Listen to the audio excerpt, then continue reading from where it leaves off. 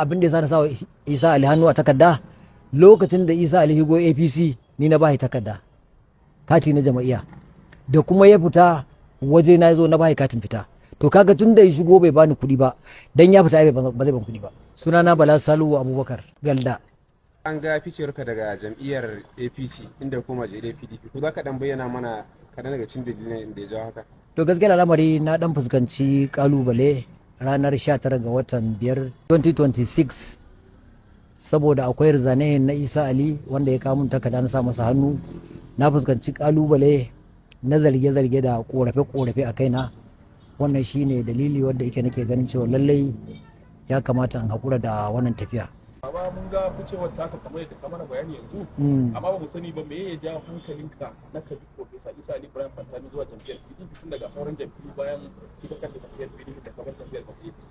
To gaskiyar lamari babu shakka ni a gwargwadon fahimta ta da Isa Ali na farko dai mutum ne wanda yake nake ganin tsantsan mutum wanda kuma kafin ma ya zo magana neman takara wadda na gani ya ba da gudunmawa da yawa a cikin Najeriya har ma zuwa outside din Najeriya saboda dalilai saboda iliminsa da basira da Allah ya bashi kuma a matsayin da muke a yanzu mu muda da yara muna da jikoki da sauran yayaye da yawa wanda muke gan cewa lallai wannan mutum in Allah ya kai wannan kujera zai taimake mu zai taimaki jama'ar mu. Sani me fatanka a wannan zabe da aka tunkara na wannan tattalin mai zuwa wanda ka kasance da a jam'iyyar APC da kuma ka dawo jam'iyyar PDP wani fata yake da shi?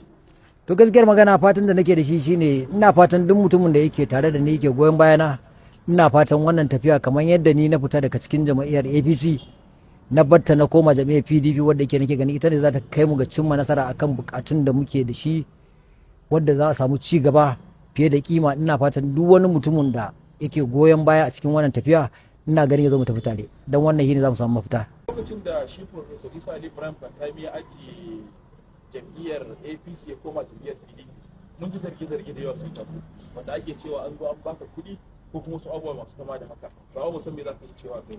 To gaskiyar magana dan jarida ka zo da babban magana wanda kuma babu shakka wannan al'amari lallai ya cika duniya ba ma za mu ce ya cika Najeriya ba wadda kowanne gurare inda ake magana akan cewar an bani kuɗi saboda sawa Isa Ali hannu. To amma ni dogaro na abin da ya sa na sawa Isa Ali hannu a takarda lokacin da Isa Ali higo APC ni na bashi takarda kati na jama'iyya da kuma ya fita waje na zo na bashi katin fita. To kaga tun da ya shigo bai bani kuɗi ba dan ya fita ba zai ban kuɗi ba. To saboda haka wannan zargi ne na mutane amma ni na sani cewa duk mutumin da yake zargi an bani kuɗi to wannan kuma na bar shi da fitowar rana da faduwarta. In an bani kuɗi zai gani in ma ba a bani ba zai gani a jikina domin kuɗi baya buya. Wannan shine bayani. Assalamu alaikum. Adalla.